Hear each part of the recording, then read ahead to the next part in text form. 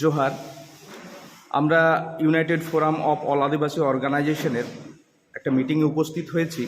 আমরা দেখেছি 29শে সেপ্টেম্বর 2023 কলকাতার বুকে বিশাল এক ঐতিহাসিক বিক্ষোভ সমাবেশ।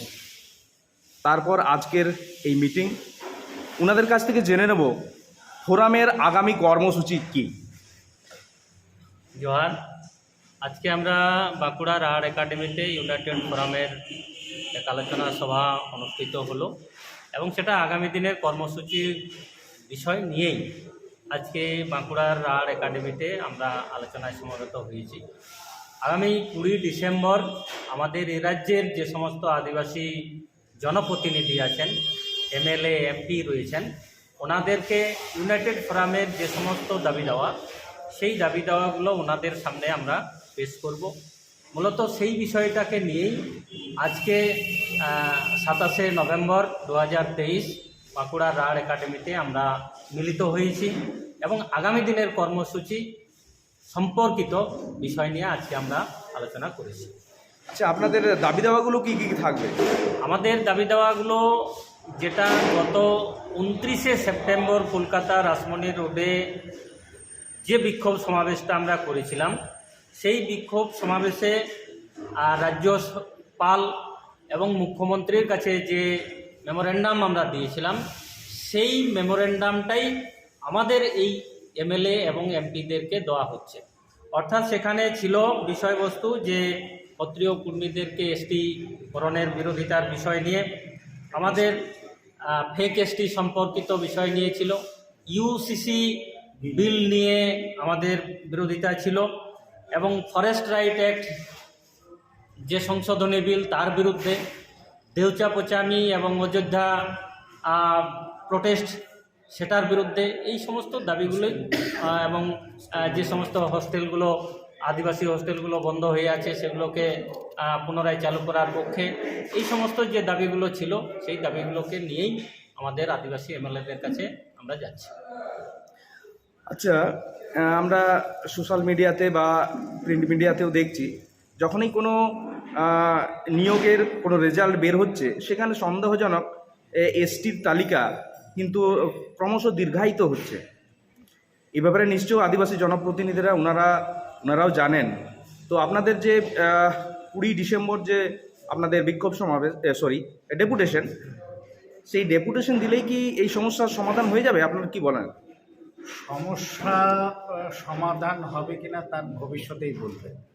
তবে এইটুকু আমরা বলতে পারি যে এই ধরনের যে প্রোগ্রাম, এই ধরনের যে সমস্যাগুলো আমরা সকলের কাছে, আপামর জনসাধারণ কাছে যেমন তুলে ধরছি, তেমনি এমএলএ এমপি সবার কাছে আমরা বিষয়টা উত্থাপন করছি।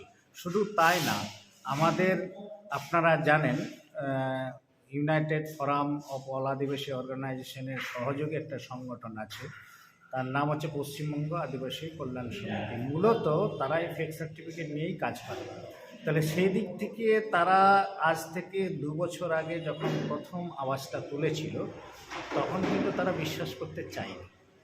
তাদের কথাতেও আমরা শুনতে পেয়েছিলাম ফেক বলে বলছেন, ফেকটা আমাদের দিন, আমরা ঠিক ব্যবস্থা করব। কিন্তু পরবর্তী পর্যায়ে যখন আমরা দিতে গেলাম, তারা বুঝতে পারলেন যে না, ফেক বলে বাজারে আছে, তখন তারা নিশ্চুপ হয়ে গেলেন। এখন তাদেরকে বলার পর তারা কি করবেন সেটাই তো যদি কালা বোবা হয়ে যায়, তাহলে সেখান থেকে আর বেশি কিছু আশা নিশ্চয়ই আমরা করব না। তবে এইটুকু তো অন্তত বলতে পারবো ভবিষ্যতে যে আপনাদের কাছেও আমরা গেছি, আপনাদের দ্বারাও আমরা উপস্থিত হয়েছি, কিন্তু আপনারা বিষয়টা গুরুত্ব দেননি। আমরা বারবার বলেছি এবং এই জন্যেই আগামী যে 20 ডিসেম্বর আমরা যাচ্ছি, যে বাইরে মাঠে ময়দানে আমরা চিৎকার করছি, সেই আওয়াজ কিন্তু বিধানসভায় পৌঁছচ্ছে না। আপনারা বিধানসভায় পৌঁছান, আমাদের কথা আপনারা বলুন। সেই জন্যই মাস ডেপুটেশন আমরা আগামী 20 ডিসেম্বর 2023 নিয়েছি। আচ্ছা, বিগত মিটিংগুলোতেও আপনাদের আলোচনায় উঠে এসেছিল যে দুয়ারে সরকারে বেশি বেশি করে ফেক এসটি সার্টিফিকেট ইস্যু হচ্ছে। আপনারা কি এই ব্যাপারে সরকারকে জানিয়েছিলেন? হ্যাঁ, একেবারে আমরা পশ্চিমবঙ্গ আদিবাসী কল্যাণ সমিতি থেকে একটা চিঠি হয়েছিল, সেখানে বলা হয়েছিল যে দুয়ারে সরকারের যে ফেক সার্টিফিকেট যে ইস্যু হচ্ছে, এটা আমরা নিশ্চিত। এবং সেই জন্যেই আমরা বলেছিলাম যে দুয়ারে সরকারের এই প্রকল্পটাকে বাদ দিয়ে অন্যান্য প্রকল্পগুলো চালান, কারণ এটা একটা দীর্ঘমেয়াদী বা দীর্ঘসূত্রতা রয়েছে, কারণ ভেরিফিকেশনের একটা বিষয় রয়েছে এখানে। আমি বলে দিলাম আমি এসটি, আর সঙ্গে সঙ্গে তাকে এসটি সার্টিফিকেট দিয়ে দেওয়া হবে, এটা মনে হয় সঠিক পদ্ধতি নয়। তাই আমরা এটা প্রতিবাদ করেছি, আগামী দিনে এটাও করব, এবং ভবিষ্যতে যদি এরকম পজিশন আসে বা সুযোগ আসে, আমরা ওই দুয়ারে সরকার যে প্রকল্পগুলো হচ্ছে সেই জায়গায় আমরা অবস্থান উন্নয়ন করব। আচ্ছা, দেউচা পাচামি এবং অযোধ্যা পাহাড়ের উপর যে প্রজেক্ট, সেগুলোর ব্যাপারে ফোরামের কোনো কর্মসূচি আপনারা গ্রহণ করছেন কি? হ্যাঁ, আমরা অলরেডি গুগল মিটের মাধ্যমে আলোচনা করেছি যে দেউচা পাচামি একটা বিরাট সমস্যা, পাশাপাশি অযোধ্যাটাও আমাদের কাছে একটা সমস্যা। তো এই দেউচা পাচামি বিষয়টা যেভাবে আমরা শুনেছি তাতে আমাদের কাছে পুরোটাই পরিষ্কার নয়। সেই জন্য আগামী 30শে নভেম্বর আমরা ইউনাইটেড ফোরাম থেকে যাচ্ছি ওখানে, এবং এখানে আমাদের একটা দল যাবে, সেখানে তারা পরিদর্শন করবে, তাদের সঙ্গে কথা বলবে, এবং কথা বলার পরে আমাদের কি সিদ্ধান্ত হবে বা আমরা কি বুঝলাম সেখান থেকে, সেই পরিকল্পনাটা আগামী দিনে আমরা কিভাবে নেব তারই একটা রূপরেখা। সেই জন্যই ওখানে গিয়ে সেটা আমরা পরিষ্কার হতে চাইছি।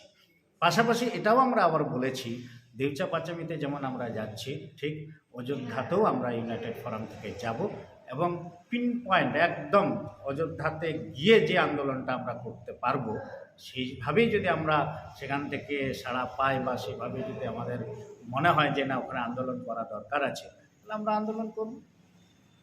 ধন্যবাদ। জোহার। জয়, নমস্কার।